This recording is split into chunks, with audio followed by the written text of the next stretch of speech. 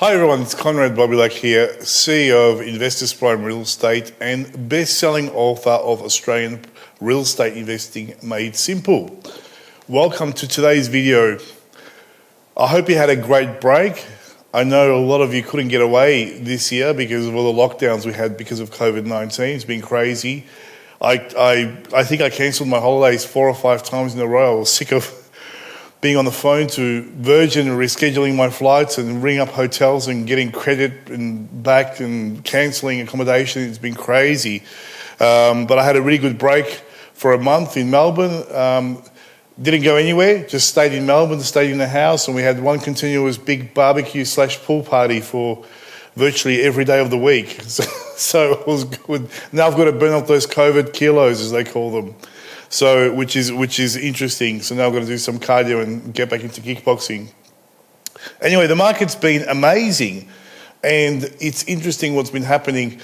And it's almost like a perfect storm for owners of properties, because not only have we had a really strong market, and I'll go through all the indicators today and I'll give you a bit of an idea where the market was for the last 12 months and where it's heading in the future.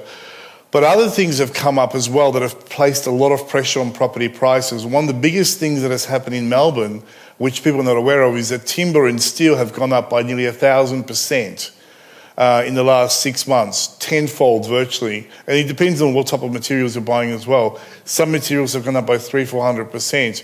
As a result, a lot of developers have put up property prices up by $100,000 on brand new townhouses. For example, I'll show you a development today in Mordialloc where prices were about $950, now they're $1,050,000. Another development in Doncaster East, which I have, property prices went up by $100,000. See, because if you're a developer and you haven't purchased your materials, even if you got your pre-sales, if you can't make the margins, then you're not going to be doing the development. I mean, would you develop something for free, not make any money at the end? Of course you wouldn't. You need to make a 25% margin, otherwise what's the point of taking the risk? So those new developments are putting pressure on new builds, and that's flowing over to established property as well. So it's an interesting phenomenon that's occurred. So let's get into it. Let's get into the numbers. Let's get into the market.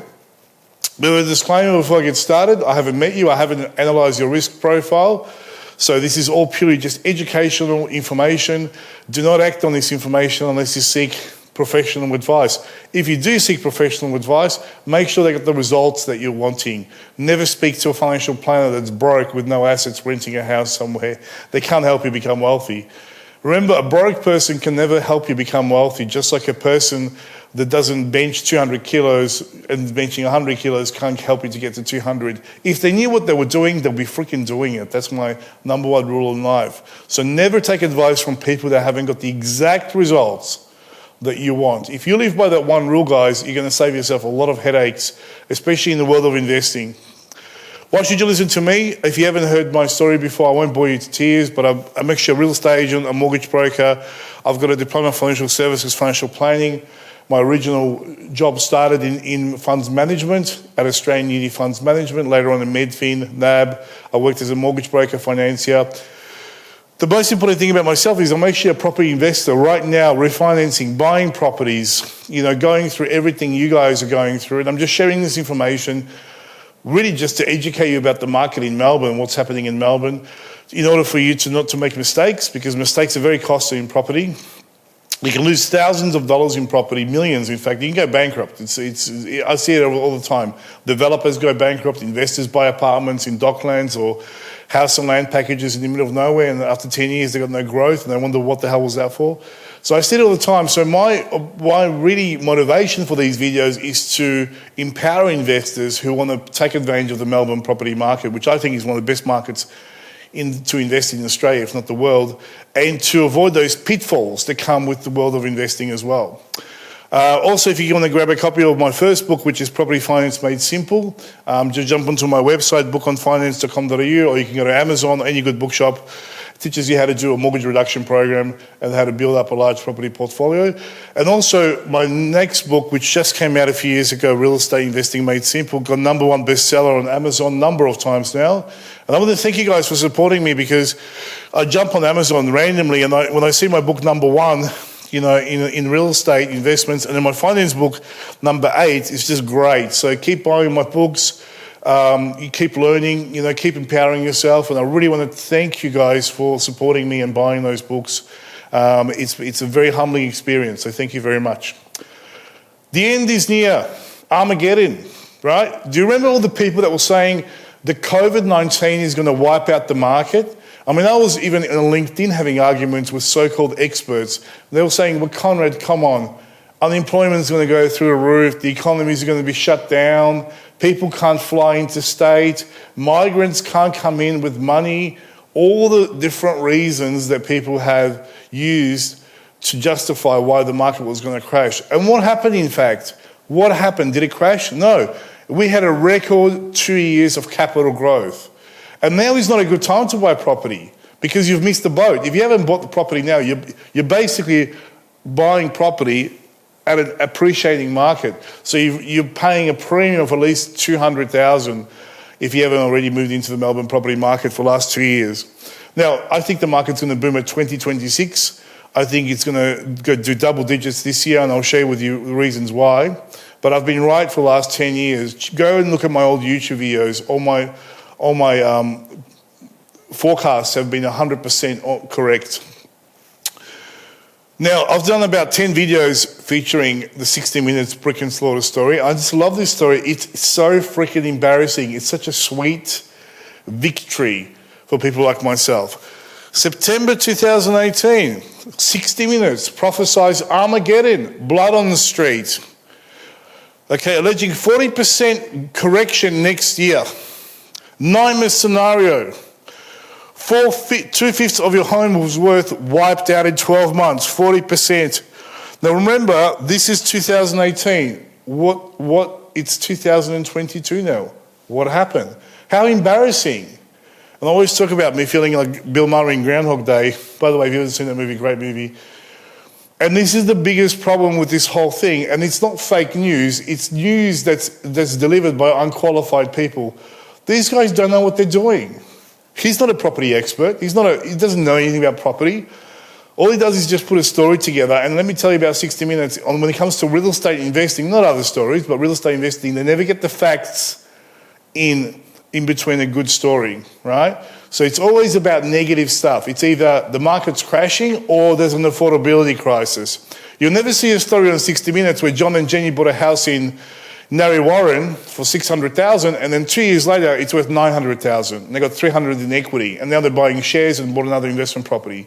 You never see stories like that, right? You always see Armageddon, bloodbath, and if the bloodbath doesn't occur, it's an affordability crisis. Bad news sells, right? Well, ironically, look how wrong they got it.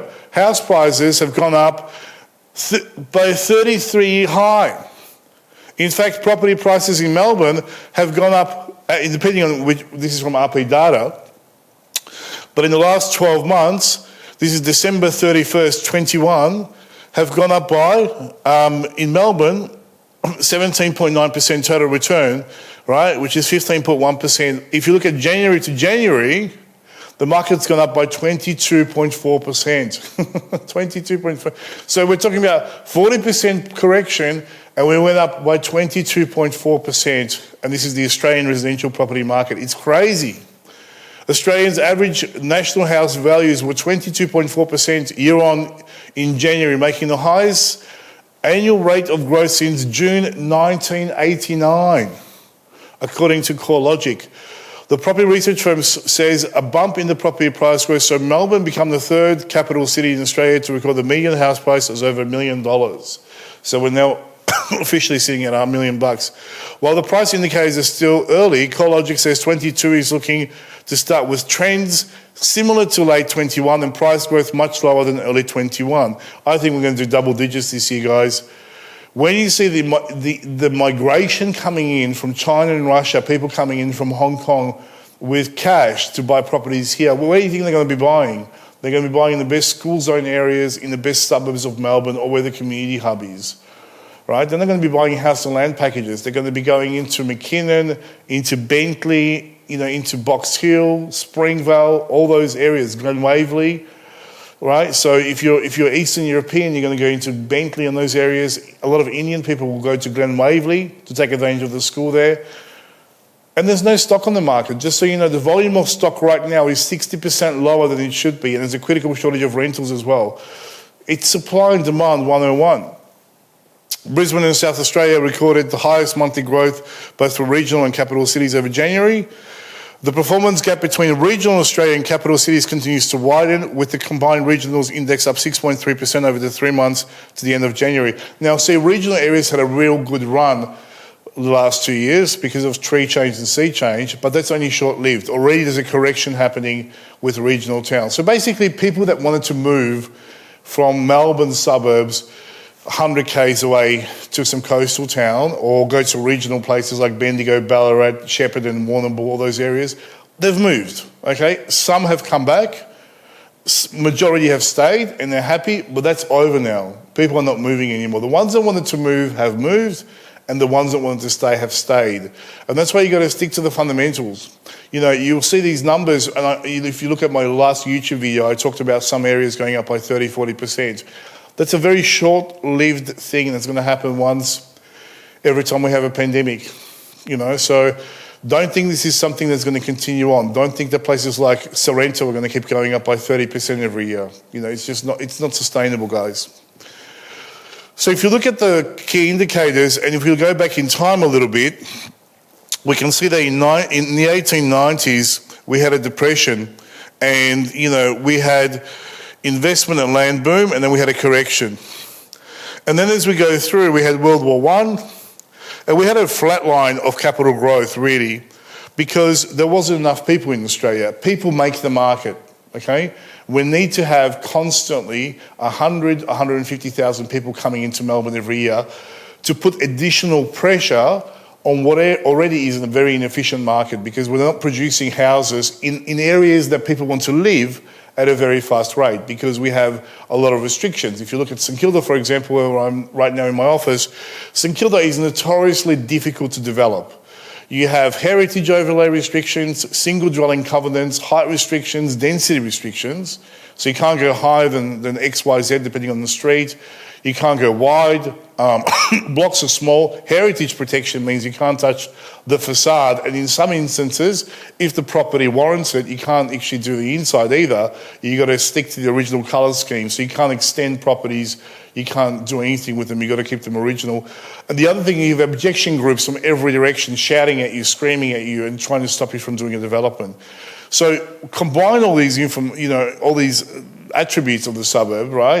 These dynamics, I guess, that make up the suburb that's unique.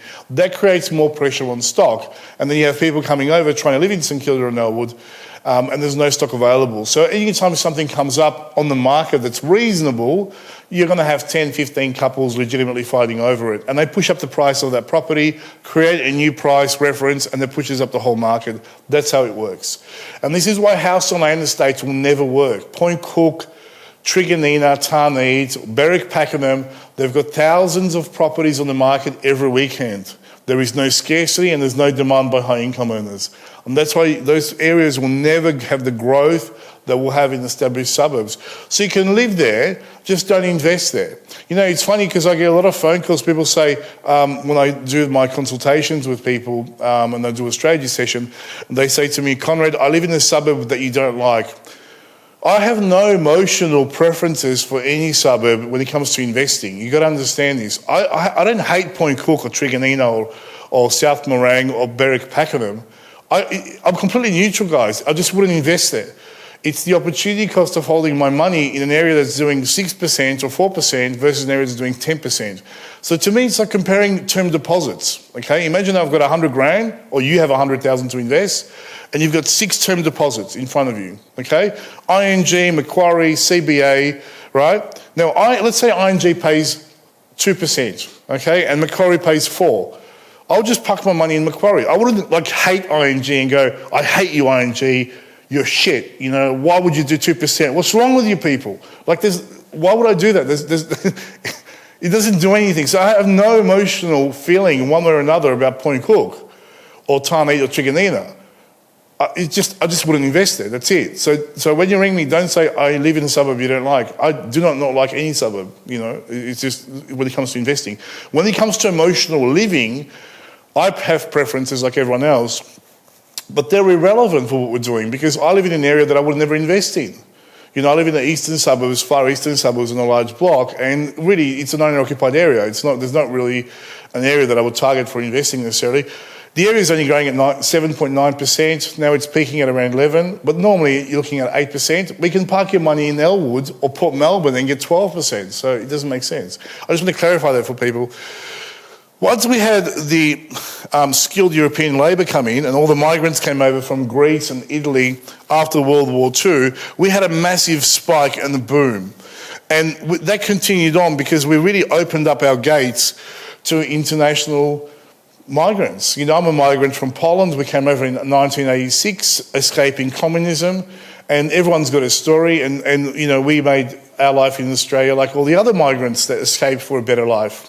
And once Australia realised the only way we can build Australia is on the back of skilled migration into the country, then we've developed a policy of accepting those highly skilled migrants.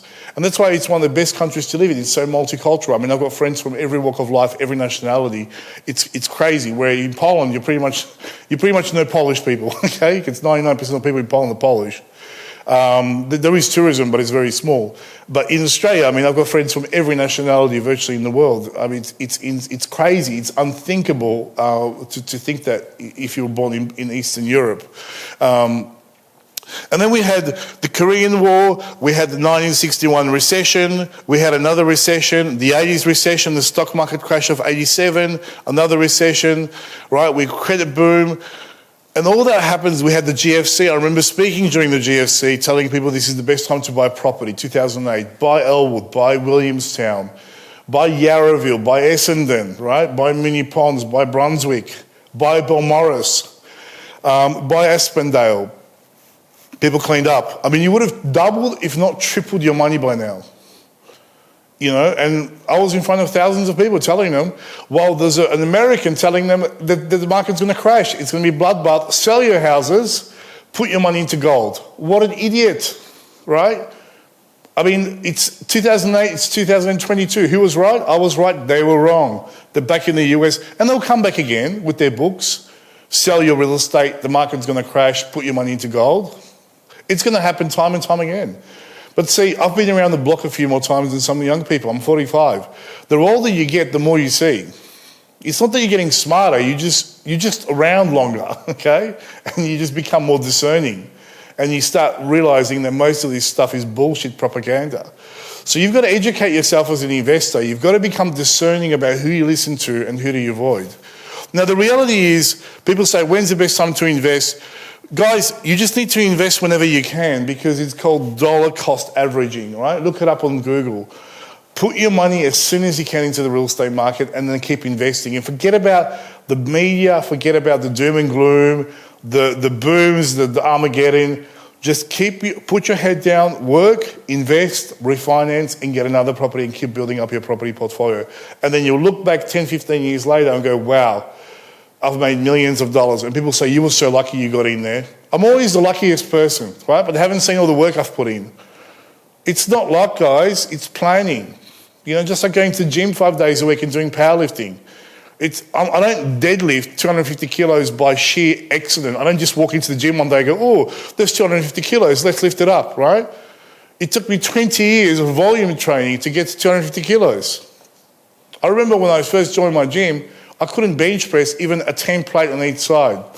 My arms were shaking. Right now I warm up on the plate and a half. I mean, it doesn't happen by accident. Like when people see me benching 3 plates, they don't go, oh, you're lucky. You're so lucky you can bench 3 plates. No, I'm not lucky. It took me 20 years of consistent training and sacrifice to get there. That's what it takes to become a property investor.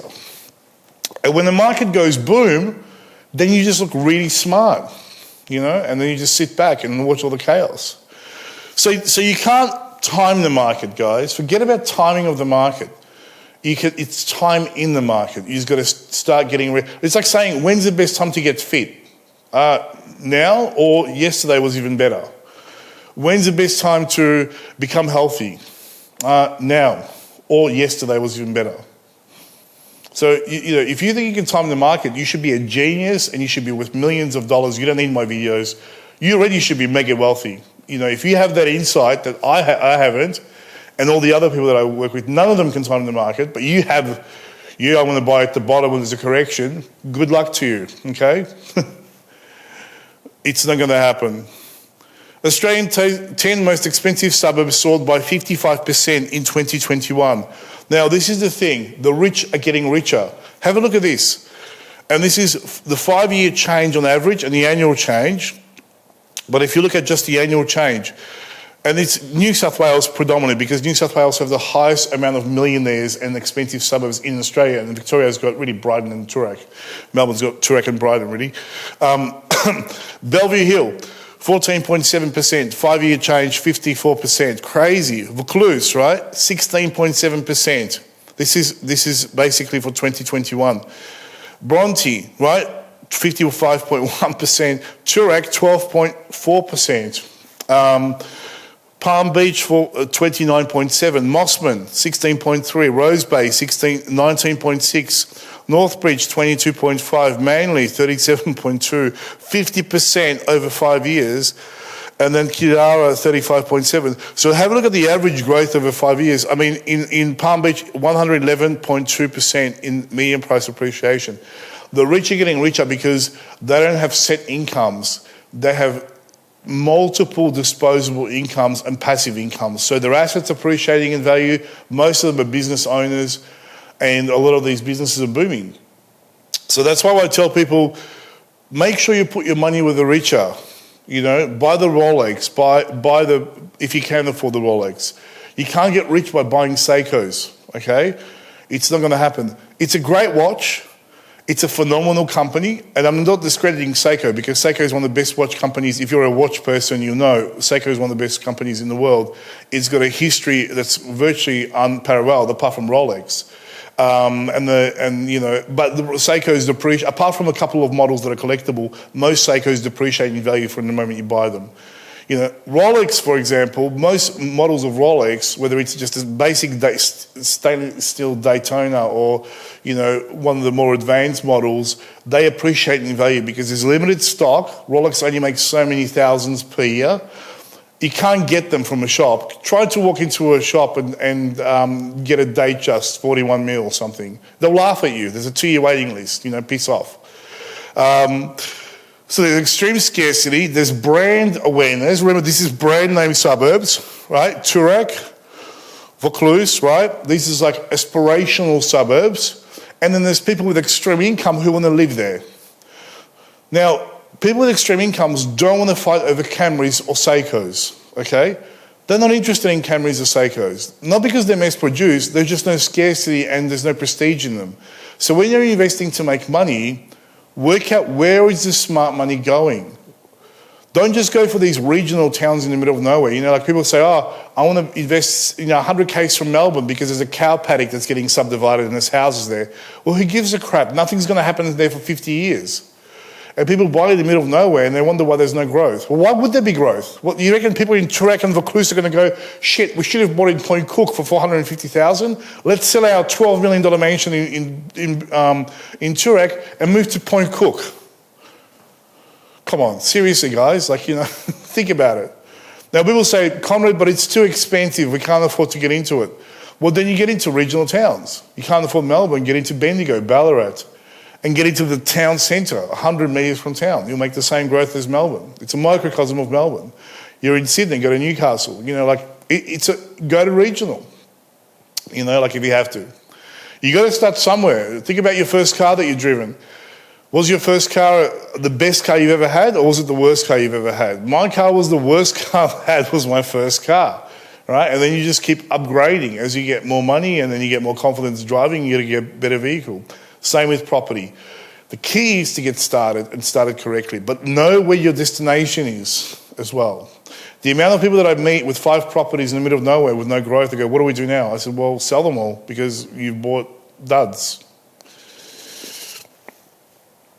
Australian housing prices record the highest growth rate in 20 years, which is unbelievable for property investors. A couple of indicators that I want to go through. So you can see that quarterly we've done really well. We've had a massive boom. Probably the biggest boom we've had since 2001, 2002, and definitely for areas that are outer areas because of this tree change, sea change phenomena that occurred with COVID-19. If you look at apartments, there's a massive gap between apartments and houses, apartments being the blue and houses being the orange. If you look at capital growth potential, apartments are stagnating behind houses, and the disparity of growth is becoming wider and wider. Don't invest in apartments. I've done so many videos about apartments. Don't buy apartments. I can't make it any more clearer. If you're going to buy one to live in, that's fine. Like if you want to live next to a park, next to a school, can't afford a house, but you want your kids to go there, it's a really cool apartment on the ground floor. Buy it for emotional reasons, but don't buy apartments for investment because they don't make good investment vehicles. They just don't grow. And I think eventually there will be a place for apartments to come back again, but I can't see that happening for the next 2 or 3 years. There's just so much negative media around apartments, breaking down poor construction methodology. The mascot situation in Sydney with the apartments being condemned, dodgy developer, cracks everywhere emerging inside. People have been asked to evacuate. They've still got the mortgages outstanding. And it's become a bit of a hot potato. They want to take responsibility over it. And it's going to probably cost more to fix than to build. Can you imagine? So you rather just rip it down and start again because it's just impossible to fix these things. So if you've got a townhouse and you've got a crack in the wall, you can put a new wall in. If you've got an apartment on the 28th level, how are you going to fix your wall on the 28th level without interacting with all the other apartments or having some kind of an impact on the structural integrity of the whole building? It's a disaster. It's a nightmare, you know. I read an article the other day. My apartment is barking at night. They can't sleep because as the apartment cools down, the actual joinery between the concrete, there's a specific resin they use. It was the wrong type of resin. So because when the building cooled down and they expand and contract, the actual materials are cracking. And these people can't sleep now. I won't mention the name of the apartment because I don't want to get sued by the developer. But they're saying their apartments are barking at night. That's how bad it is because of the poor construction methodology. Australian property prices and house finance growth. So housing finance has spiked. People are refinancing because they're getting really good rates. And also people are getting equity released from their properties. So as the market appreciated and property prices went up, by say 100 or 200,000 for the average house in Melbourne. So the median price is $1 million now. So let's say your house was worth 800,000 2 years ago, now it's worth $1 million.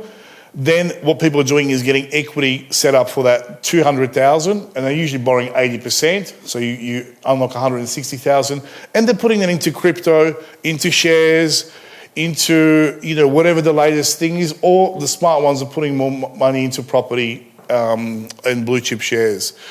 So definitely, if you look at housing finance has gone through the roof. Now, because of APRA also tightening up policies and fixed rates have gone up slightly, some of the banks have made multiple, increases in rates.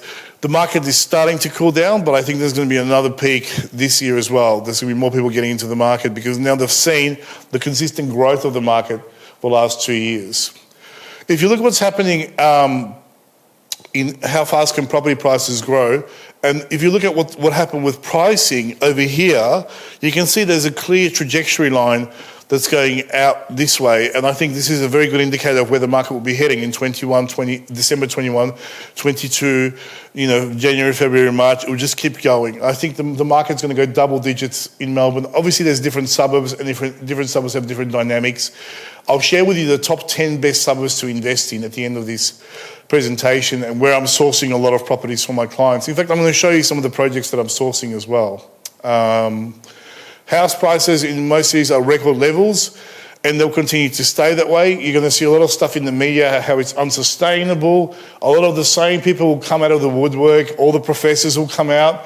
Oh, there's a disparity between wage growth and property prices. Let me tell you, there's wage growth and property prices, there is no correlation anymore, okay? Forget about that correlation, it's gone, okay? That was a good argument 20 years ago. Wages have stagnated, property prices have quadrupled in the last 20 years. So that argument doesn't work anymore. You've got to go back and redo your economic chapters, rewrite those books. So what we're seeing is there is no connection between wage growth. This is wages, and I'm using here Sydney property prices because Sydney is the biggest market. It's the most important market in Australia in terms of size. So you can see these are wages. So wages have really stagnated since 2006. They're barely keeping up with inflation. A lot of times they're actually going under inflation depending on the industry you're working in. But have a look at property prices. Theoretically, this is not possible, right? If people's wages aren't going up, how can property prices go up? I'll tell you why it's so simple. Because this averages the whole thing. This takes all the wages of every earner together, okay? And obviously there's people making 80 grand a year, there's people making 400 grand a year, okay? And this takes all the suburbs together. There's obviously different suburbs performing at different rates. So the rich are getting richer because they keep having more higher disposable income and they're targeting the same suburbs, and the poor are getting poorer because now they can't even get into the market. And that disparity, unfortunately, and it's not a good thing, I wish I could change it, okay? But it's not my planet. I haven't created the rules here, but when I do get my own planet, I will rearrange things, okay? I promise you. But what's happening is the disparity is getting wider and wider. And you're going to see there's going to be a higher concentration of wealth and a division of classes between people, and it's going to come down to real estate ownership. That's why you have to do everything you can to get into the market as soon as you can. Anywhere, as long as you're in a good capital growth area, you know. This should not happen in Economics 101. This disparity is virtually mathematically impossible, right? But it's happening. It's going to continue on, right? It doesn't make sense. Well, wages are not going up and property prices go up. Yes. But they're going up at different rates at different suburbs, and there's different people making different amounts of money. You can't just put everyone in the same basket and mash them all up and say, this is what's happening. That's why people say, what's happening in the Melbourne property market? Guys, Melbourne is Chirac and St Albans, okay? It's 650,000 and 12 million. There's no Melbourne market. There's 8 different markets in Melbourne. Forget about this Sydney market, Melbourne market. Is there a Sydney market? Right? Western suburbs and you get the North Shore. What's the correlation? Zero, nothing, you know? So you've got to talk about specific segments and sectors of the market. And within each segment of the market, there is 8 different price points. So there's not only, you can divide the whole market in Melbourne into 8 different markets. Within each market, there's actually 12, but let's say there's 8 main price points that operate within each market. So the generalizations to me are just completely useless, which is what the media does. Just complete generalizations, and they have no application in the real world. It's just nonsense, really. People are saying property prices will do further 10% in 2022, probably overall. I'm not an expert in all the major capital cities, but in Melbourne, we're definitely going to do double digits. I wouldn't be surprised if some suburbs in the bayside area, and especially in the inner east, will hit 20%, 18% growth, which I'll share with you in a second. So remember this about every correction that we've had, economic correction, the GFC, the China steel glut, every correction that we've had has been followed by a property boom. The money's got to go somewhere. And usually when you have a correction and a recession or a depression, which you have a depression, but a recession, 3 consecutive quarters of negative growth in GDP, usually what happens is unemployment goes up, and because you've got to stimulate the economy, the best way to stimulate the economy is to stimulate spending and to stimulate housing growth. The RBA, what do? They cut rates to make money more available and cheaper, and people start spending. And that creates, ultimately, all the money ends up in one or another in the property game. So the best time to buy property is now. Second best time, tomorrow. The first best time was yesterday, okay? But just get in as soon as you can. What suburbs in Melbourne represent the very best value for money right now in 2022? So this is the growth that has occurred in the last 12 months in the bayside. I like the bayside more than the eastern suburbs because the bayside is, number one, it's all Anglo-Aussie, okay? And they love walking on the beach, walking and running on the beach and interacting with the beach for some reason. I'm more of a mountain person. I like the hills and trees. I'm not a beach person. I do have very pale skin. My wife says I get sunburnt watching fireworks, so that could be part of it, all right, as well. And I don't think they can make a surfboard that can carry 140 kilos. They're not made for powerlifters. So I'm more of a mountain person. But the beach areas are cool because even if you're in a lockdown, you still have that 5K radius for exercising. So if you can walk to the beach every day and do a bit of a run, exercise, walk your dog, it's a very cool thing. The eastern suburbs are very Asian dominated in Melbourne. And as you know, they've pulled back from the market in terms of they've got negative sentiment. Number two, they want to see what happens with this pandemic. Number three, a lot of their families can't come over from overseas. So it's kind of put a lot of them off investing, where the bayside's booming. People are just buying up everything basically they're buying up as much as they can. Even, I would say, they're getting in with too much debt. I mean, you've got to have buffers in place as well, which I talk about. So BlackRock did 30.6%. The median price is now 2.3 million. Mentone, great suburb. I think it's undervalued, 29.6%. Frankston South, 29.4%, 1.1 million. Frankston South is obviously Oliver's Hill. Don't invest in Frankston, okay?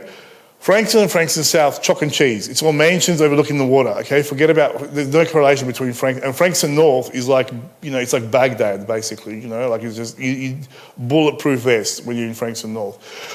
So don't let the name is very misleading. It's a very different suburb to Frankston. Mordialloc, fantastic. I think it's undervalued. It's always been the ugly duckling on the bayside, but because you've got the Bridge Hotel and you've got all those cafes, restaurants, Aldi, Coles, everything's opening up, it's become a bit of a hub. Because see, one of the problems is Balmoral has always been the best suburb in the Bayside area, that far out, around the Mordialloc, Aspendale's come up, but there's nothing in Aspendale. You can't get a coffee, okay? There's no cafes in Aspendale. Mordialloc's got the cafes, but it's still a bit rough, right? It's semi-industrial, it's got the train line cutting across it. And really, Balmoral, there's only a couple of cafes in Balmoral. Mentone does have a lot of cafes, and that's also becoming a really good hub. And I'm seeing more and more cafes, but really, Mordialloc has really stepped up in the last 5 years. And you're going to see the demographics changing in Mordialloc. More money is going to be going into Mordialloc. There's going to be better properties being built. There's a lot of growth potential there. I think it's a huge area that's undervalued. Albert Park's always been expensive, 24.1%. Carrum, which is great, 892. It's a little suburb just in front of Patterson Lakes. Very small suburbs, very good capital growth. Don't do Patterson Lakes, it doesn't work. You won't lose money in Patterson Lakes. It's just not an area, it's more for owner-occupiers, people that want to live on the water in those big mansions. Parkdale, very good suburb, 19.7%. Balmoral, one of my favourite suburbs to invest in Melbourne, definitely always in the top 10. Can't go wrong with townhouses, houses. Great suburb for growth, very exclusive.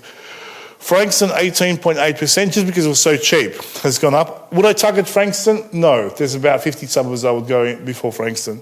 Can you buy Frankston and live there and do okay? Yes, you can't lose money in Frankston. I just wouldn't target it for investing. It's too far from the... Seaford's fine, but I would only go beach side. I wouldn't go over Cannell Creek, right? So just go waterfront for Seaford.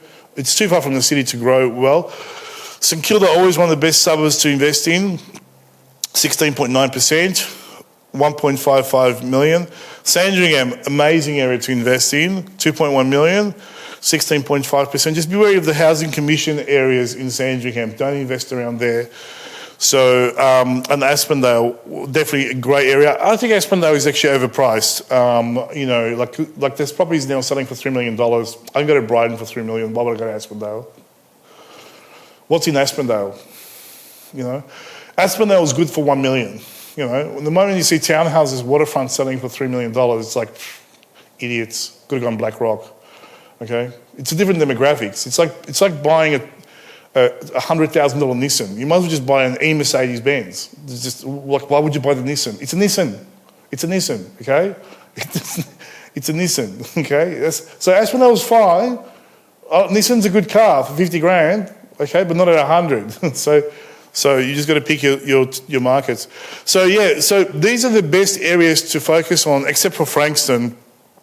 Right now, it's basically the whole Bayside area. If you can get in at a good price, from Albert Park, Middle Park, right down to Elwood, St Kilda, Brighton, Hampton East, definitely Mentone, Balmoral, Aspendale, Edithvale, Chelsea, Bomb Beach, Carrum. Seaford, unless the townhouse is like on the Pean Highway overlooking the water, I wouldn't do Seaford. It's too far from the city. Frankston South, phenomenal. Always get in Frankston South. And then you can go as far as, Sorrento if you got the money. Let me show you some of the properties that I've been focusing on, and I'm sourcing all the time. It's funny how I'm sourcing properties where always there's the highest capital growth in Melbourne. What a coincidence, right? Watch some of the YouTube videos from 2 years ago when I was talking about the best suburbs to invest in 21 to 22, and I was spot on. It was exactly the suburbs that I said were going to boomed. Right? I don't see Point Cook here anywhere, right? Or Berwick or Pakenham. It's a miracle. Why would they make it there? Don't ring me or email me. I don't care. I never have. Just remember that. It's not personal. I just never cared. Okay. Melbournerealestate. This is a very good development. Originally they were $950. Now because of construction costs going up, the developers increased the prices by $100,000. And these are really nice architecturally designed properties, triple story, some of them are double story, 3 and 4 bedroom, brand new development at the back of Melbournerealestate, so it's still cheap. You can see they're really nice presentation. They look amazing, these properties. Very kind of, I've sold properties for 1.7, 1.8 million. I would say these are as good as the ones that I've sold for 1.78. Just the other ones were in Brighton East, but the level of fixtures and fittings is really nice. The advantage of Melbournerealestate is this is the Melbournerealestate Pier, which is 1.45 kilometres away from the site, is that you can walk to the beach at night or drive and park and you're on the beach in 2 minutes. And this is what people love about Melbournerealestate. These are some of the properties. You need larger townhouses in Melbournerealestate. It's kind of a family area, but not really. There's a lot of young couples with no kids, but it's really like demographically, it's 60% families, 40% singles. So people tend to go for double car garages, master bedroom on the ground floor with an ensuite and the powder room. This is really good for people that work from home. So if you're a mortgage broker and accountant, you can see clients in your home on the ground floor without them going through a common area. Then on the first level, you have open plan living, dining, kitchen. You've got another bathroom with a shower, and then you've got another bedroom, and then you've got a kitchen there. And on the top level, you have the master bedroom with an ensuite. You've got a breakout area, which could be a study nook or a TV area, and another bedroom. So really good size. This property here is 213 square metres or 22.95 squares. So they're like mini homes, really, in one of the best coastal towns in Melbourne that's going through, I wouldn't call it gentrification because it wasn't rough enough to really be considered going through gentrification. It's not like Sportswoods or Frankston or Footscray or Sunshine. It was always it was rough, but not rough in that sense.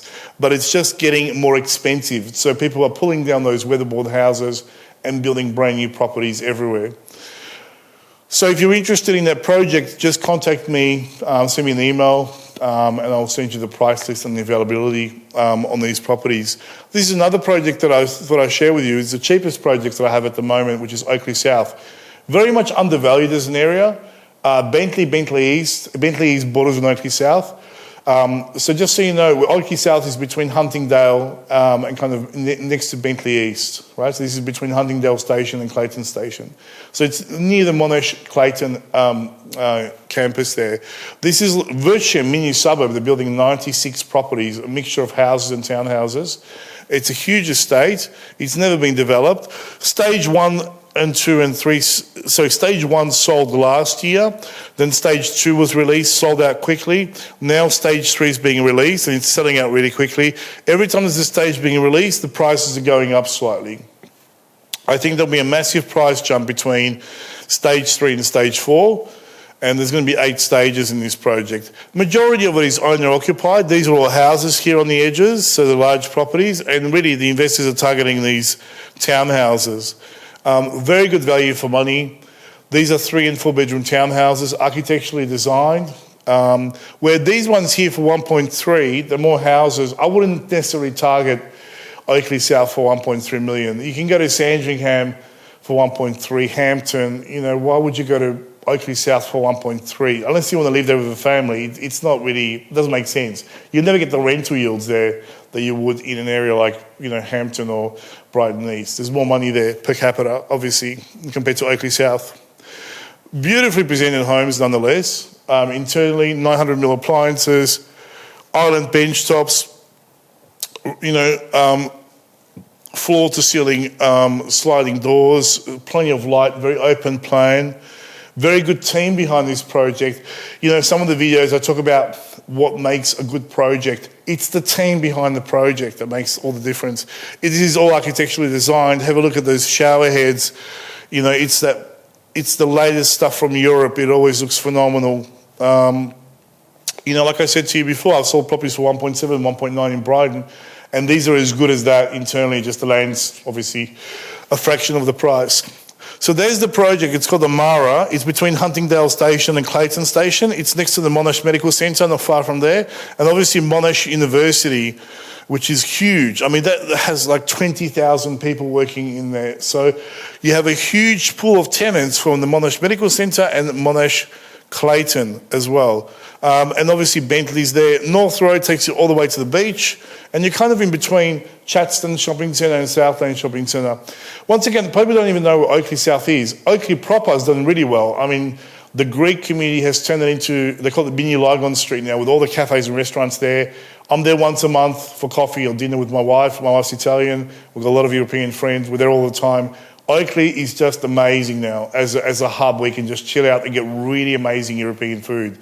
So Oakley South is next door. You can tap into, you can get something for a fraction of the price of Oakley, but you've got all the shopping and cafes that Oakley proper offers you. In the city of Monash, there's 144,000 jobs. So you got the Clayton Health Precinct, Victorian Heart Hospital, CSIRO, and Monash Business Centre. Huge, thousands of people live and work in Clayton, in Monash. And so remember the lifestyle triangle. This is one of those scenarios where it's not about distance from the city so much now, it's a distance between home, work and school for your kids. If you look at the average resident is 37 years of age, 53% of families, singles are 47%. Interesting for capital growth, the areas being townhouses in Oakley South have been growing by 11.3% for November to November 2001, compared to houses 5.34. So the houses in the area will build cheaply and they will build big. And no one wants an old 1970s house with 3 bedrooms, 1 bathroom with orange carpet and pink wallpaper. Young people want brand new properties with air conditioning, brand new appliances. So the older properties, unless they're being renovated, they're getting demolished and redeveloped by developers. So there's no real demand for them for owner-occupiers. And a lot of them are just really ugly or built really poorly where they don't justify renovations. They're not period homes. They're nasty neoclassic 60s or they're kind of 80s rubbish. You look at it and you go, what can I do with this? They're just nasty properties. So there's no value in them. What you can renovate is period homes. Your Victorian, Edwardian, all those properties, they're phenomenal to renovate. But once you get to the 80s properties, you just go, wow, low ceilings, ugly walls, just rip it down, redevelop, start again, not worth it. Now, I'll talk about the team, guys, and this is something that I want to just deviate a little bit from this video and share with you. I love watching current affairs when people just stuff up their life completely, right? I don't know why. And it's always greed or stupidity, right? Sometimes it's just human nature or accident. But I talk about the team behind the development, and you got to talk about who's behind the project. So you got the developer, which is Southlink Developments, award-winning developers. Then you got the project manager, which is PDS Group, and they manage the project. And then you got the builder, which is Balmain & Co., which is a great builder, right? Award-winning builder. They do high-density apartments, townhouses, detached houses. And then you've got the architect, EAT Architects, award-winning architects, right? So you've got a really good team here, the Mercedes-Benz of teams. Where people go wrong is this.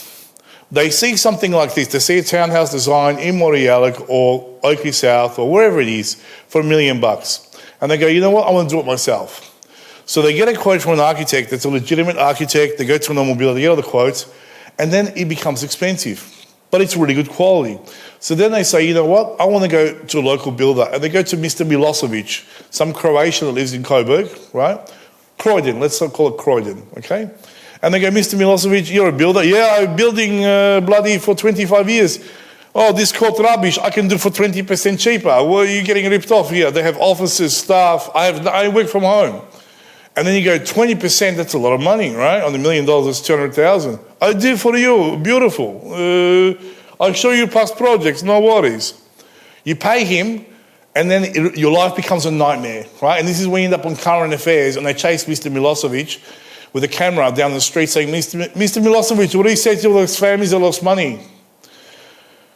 Don't deal with developers or builders working from home, okay? Forget about it. You got to have corporates, guys. I'm not saying every corporate's going to be around for 1,000 years, but the statistical probability of those guys running off with your money and doing a shit deal compared to a company that has got HR, staff, board of directors, think about it. So it's the human greed, and I see those families on Current Affairs crying because Joe, the builder, has ripped them off, and then everything's non-compliant, and the council comes in, oh, you got to rip down the whole property and start again, and they're all crying, and John and Jenny's life has turned into a nightmare, you know. The dream home is now the nightmare, and the whole life is like on limbo, you know, on the hold down for 5 years. What they should have done is either go on someone good like Metricon or a proper builder, or don't build at all, you know, don't build at all. But don't go for those dodgy builders that work from home, okay? And people do it because they're greedy, and then they've got no one to blame but themselves. Don't send me emails. I don't care. I never have. Oakley South. So these are much smaller units targeting the professional couples, not families. Single car garage, another garage tandem off the street. You've got a bedroom on the ground floor with an ensuite. So it could be an office or a Zoom room as well. Then you have your kitchen dining area. So you've got your living area, kitchen dining area, balcony. You've got another powder room here for the guests. And then you have 2 bedrooms upstairs with the master bedroom built-in robes. You've got a small balcony with an ensuite, and then you've got another bedroom here, also built-in robes, and you've got another ensuite here, and you've got the laundry upstairs. So very much catering for the kind of single, this would be like students going to Monash, first-year doctors, or young couple with no children. But 835,000, geez, I mean, that is cheap, guys, super cheap. You'll never see prices like this again in Melbourne. Forget it. Everything is going up now from 950 to 1,050,000. They haven't lifted prices. These Oakley ones are super cheap bargains. You'll never see 835,000. Go and find in Oakley or anywhere a 3-bedroom brand new townhouse for 835,000 in the eastern suburbs. It just doesn't exist because, see, they got the land. The land is so big here, the cost per block is very cheap. But if you were to do a subdivision and buy an old house and chop it into 2 or 3, your cost per site will be 5 times more expensive than this developer. That's why it's so cheap compared to what anyone else can do. They also have houses here as well. We have a larger open plan living, so larger block obviously, double garage, open plan living with another living area over here, which could be a rumpus room. And then you've got 4 bedrooms upstairs with the master bedroom, walk-in robes and ensuite. These ones here are much larger. They're 270 square metres, 230 square metres internal and external 126. So the site area is 270. So almost like mini homes really. Considering they're in an established area, I mean, it's quite unusual to get something like this brand new. So that's the prices there. You can see there's a lot of them for 835. Since I've done this video, some of these already have sold. And they're selling virtually every day. So if you're interested, feel free to get in contact with me and I'll send you all the information. Now, this is a project that I've sourced in Sandringham, and I do also have a small percentage of projects that I just completed, never been lived in. And this is an example of a project of townhouses, 1.4 to 1.89, in Sandringham on Bluff Road. Brand new, never been lived in, just completed. Once again, architecturally designed, phenomenal properties. Walking distance to the beach. Sandringham is a very nice area. It's just been always an upper middle class suburb on the beach. Can't go wrong. You just got to be careful with the housing commission area of Sandringham. Stay away from that part. So these properties here, once again, as an example, they're quite large. So you have, in this example, you have 3 bedrooms with a massive master bedroom, a living area. You've also got a courtyard, quite large. You've got a lift, and then you've got a basement media room, which is 5.7 metres by 3.68, and a double car park. So that one here is, they're available. There's 3 available in that project. And brand new, never been lived in, full depreciation benefits. And they're cash flow positive from day one. So that's a new project that's been released, which is very cool. So by the way, with these projects here, they come and go all the time because the market's heating up so much now. Probably by the time I release this video in about a week's time, most of these projects will be sold or half sold. So if you are interested in these kind of properties and you want to build up your property portfolio, definitely this is something I can help you with. The timing couldn't be better. If you look at the national property clock right now from Harrington White Valuers, you can see that Melbourne is here, which is just below 9 o'clock.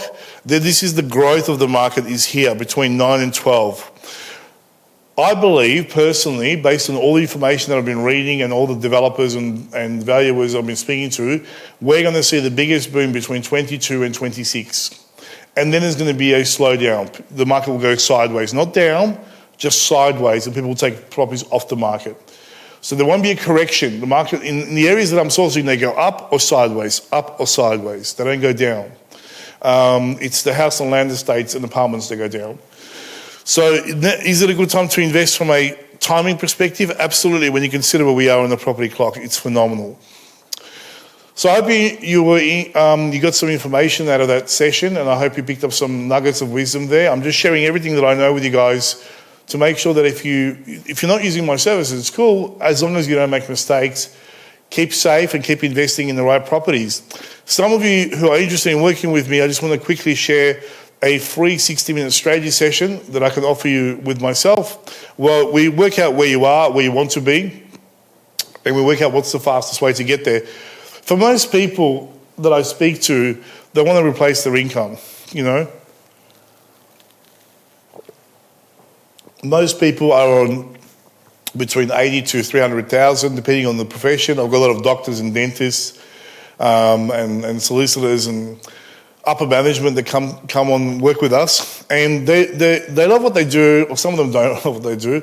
They like the money they make, okay, but they haven't got any time. You know, the weekends and evenings are spent at work, and what they want to do is get the time back. For most clients, it's not that they want to become multimillionaires. Most of them just want the time back so they can spend more time with friends and family and travelling and not working 7 days a week or 6 days a week or 5 days a week till midnight. And that's what we can do. So we can work out a plan of how to get you from A to B. And remember, if you fail to plan, you plan to fail. If you don't take action, you're just going to be working for the rest of your life until you retire or drop dead. You know, which a lot of people do. They just don't think about it. And I've been a mechanic for 40 years and I'm just going to continue to work until I'm 78, and eventually a car will just drop on my head and kill me at the shop. And that's it, you know. Or I'm working as an accountant. I'll just continue to work until I'm dead, you know. That's fine. You don't need to do property. Just keep doing what you're doing. But if you do want to replace your income, if you want to have a plan, a 10-year plan, we can replace your income or accumulate wealth because you're paying too much tax, then this is something we can do. So the first thing I do is sit down with you, work out where you are currently financially, work out where you want to be, and then I can share with you the path, the fastest way to get from A to B, which is usually a straight line. Most of the time, this is what people do. They waste years and years of research, waiting for the market, waiting for the perfect timing. When the market corrects, they can buy everything at half price. You know, they can get that double bay property for $500,000 or Turak for $100,000 when it crashes. And they waste all these years. And remember, the number one resource that you have that you can never recycle, guys, or get back is time. You can always get more money, but you can't get more time. Especially time when you're younger, when your kids are young. That's when you want to travel and go to Europe. Not when you're 75. No one cares, okay? So in that 1 hour strategy session, we'll work out where you are, where you want to be, and I'll work out objectively how you can go from point A to point B, and I'll show you some examples of properties, cash flow analysis, finance. I'll also give you a personal introduction to my whole team. Ultimately, your team is the most important aspect of your success in wealth creation. So you need a really good accountant, really good mortgage broker, really good lawyer, really good financial planner, right down to property management, insurance brokers. And I've got the whole team in Melbourne. They are the best in the industry. I'm more than happy to give you their details. They're independent companies, nothing to do with my company. They've been around a lot longer than I have. and a lot of them have much more grey hair than I have. So you want to have a team that's smarter than you guys. That's what you need. Also, I can give you priority access to developments that I'm sourcing that are coming up in the pipeline. So if there's a particular area or a townhouse that we identify is perfect for you, when that property comes up, I can notify you, you can jump in. All these properties are off market. They never get advertised on realestate.com or domain. So just getting that access to that personal team is worth having the consultation, because it took me a decade to find these guys. And I use them personally myself to build my property portfolio. The strategy that you develop in this 1 hour could save you decades of frustration, literally. You know, they say an hour with a learned person is the equivalent of spending a year in the library. So I could just look at people's scenarios and tell you exactly what's possible, how many properties you can buy, what you can do in 12 months' time, 24 months' time, 36 months' time, 5 years, 10 years. And remember, I'm working with clients all day long. This is all I do, Monday to Friday. And it's a step-by-step system. It's very passive, guys. It's just buying brand new properties. There's nothing to do. You're just signing paperwork. There's no renovations, no dealing with council, tradies. It's super passive, and that's why it's not relevant to everyone. If you want to do renovations, subdivisions, developments, I can't help you. Okay, I'm not the person. I don't teach people how to develop properties. I'm not a developer. I've never developed anything. I just buy and hold myself. That's all I do. So how do you qualify for the strategy session? All you got to do is you got to have minimum income of $95,000 if you're a single person, so you can purchase a property for $750. I don't have anything under $750, and I won't. So I can't help you with anything under $750. If you're a couple, you need to be on about $120. You need about $120,000, $112,000 in equity available or savings, so you can close the transaction on a $750 purchase. I've got to get you to start somewhere, you know. So if it means buying a property in Sunshine, Sportswood, Headfield, one of the gentrification suburbs, that's where you got to get into the market. That's what you do, and then you upgrade from there. All you got to do, there's no fee or anything, there's no strings attached. If you've been to my live event, just fill out the form that you were given or emailed. Otherwise, for the rest of you, all you got to do is email me directly, konrad@investorsprime.com.au. And if you just scroll below, my details are there as well on the YouTube channel. And just contact our company, request a free strategy session, or just go to investorsprime.com.au website and request a free strategy session with myself. And I'll be more than happy to spend an hour with you on Zoom and go through your situation and give you some honest feedback. Thank you very much, guys. I hope you got value out of this video. Welcome back to 2022. Let's make it a huge year. I'm excited. I think property is going to do an amazing. I think people will be shocked what the market will do this year. I have a suspicion when the floodgates open up and all those migrants come in and they start buying up properties, I think people will be shocked to what will happen to property prices. And that's why I encourage you to become part of the game, not just sitting on the side tracks watching the game. Thank you very much, guys. This is Konrad. I'll see you on the inside.